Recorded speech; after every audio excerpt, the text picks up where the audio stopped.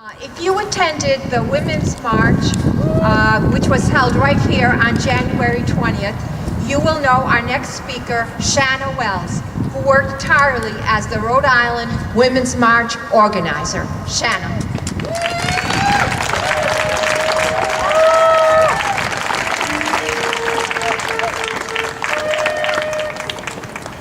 Who's not above the law? Thank you. I'd like to thank my resistors in the crowd. Thank you, sisters.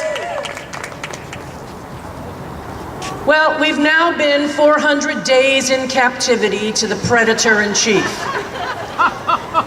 In that time, he's kept a close fraternity of advisors, among them Corey Lewandowski, Steve Bannon, David Sorenson, and Rob Porter. And he publicly supported Republican National Committee Finance Chair Steve Wynn, Republican Representative Patrick Meehan of Pennsylvania, Republican Andrew Puzder, Trump's first choice to head the Department of Labor, and Judge Roy Moore of Alabama.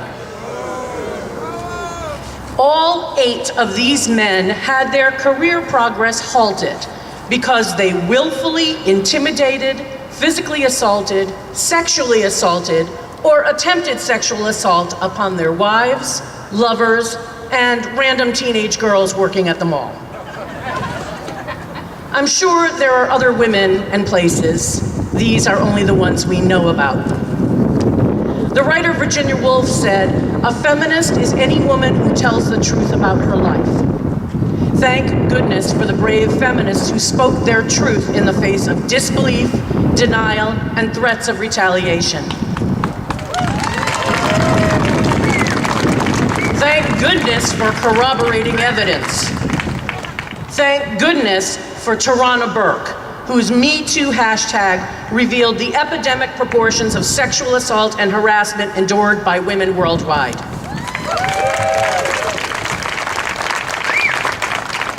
Here in the US, 1 in 5 women will be raped at some point in her life. 1 in 3 has been physically abused by an intimate partner. Of sex discrimination cases filed with the Equal Employment Opportunity Commission, 75% are filed by women. And this is before Trump became president. We had these problems. But he isn't trying to reduce those statistics. He wants to increase them, undermine women's legal rights by cutting the National Domestic Violence Hotline, violence against women's programs, and enforcement of civil liberties.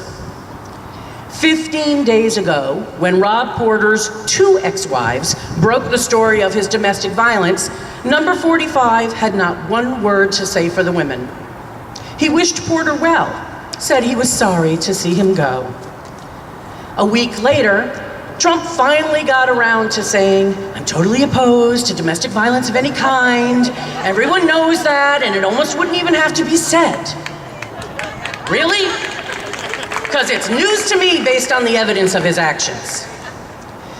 The definition of domestic violence is that domestic violence and emotional abuse are behaviors used by one person in a relationship to control the other. Examples of abuse include 1, name calling or put downs. Yep, we know Trump does that. Little Marco, crooked Hillary, yep, we've all heard it. And if he does it in public, you can be sure he does it in private. 2, keeping a partner from contacting their family or friends. Yep, Trump has done that when he implemented the first Muslim ban, and as recently reported firsthand by Lillian Calderon when she was in ICE custody. People are not allowed to call their families and their lawyers. Those are Trump policies. Withholding money. Yep, Trump's done that. Countless stories of him not paying contractors for work done in his buildings. He certainly doesn't support fair pay or equal pay for women. 4, stopping a partner from getting or keeping a job. Yes, Jill Harth first met Trump regarding a business proposal.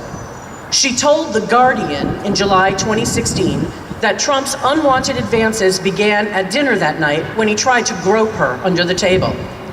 Those advances continued at a business meeting at Mar-a-Lago.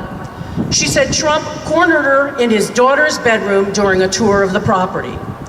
He pushed me up against the wall and had his hands all over me and tried to get up my dress again, she told the newspaper. She shared her account during a deposition in 1996 as part of a lawsuit against Trump, claiming that he failed to hold up his end of the business deal. Trump settled out of court for an unknown sum, just like an honest man concerned about his reputation would do. 5, actual or threatened physical harm. You mean like when his wife Ivana says he pulled her hair and he raped her? Or when he incited his followers to physically assault protesters? Or the people over there that he dropped bombs on?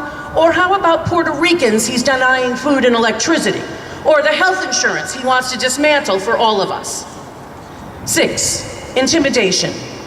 He boasted about grabbing women on their private parts and kissing them without consent. I could shoot someone in the middle of the street and still get elected, he said. He's got a big button on his desk that he can launch enough missiles to destroy our planet. 7, sexual assault. Trump has been accused of rape and attempted rape 3 times. Once by his first wife, once by a work colleague, and once by a woman who says she was 13 years old at the time. 12 women say Trump physically violated them. 5 women say he walked into their dressing room unannounced and looked at their partially dressed bodies like they were pieces of meat. Some of those women were under age 18 at the time. Who is not above the law? No president is or ever should be above the law. This man is a domestic abuser, a self-confessed serial sexual assaulter. The same abusive tactics he uses to maintain power and control over women, he is using as commander-in-chief.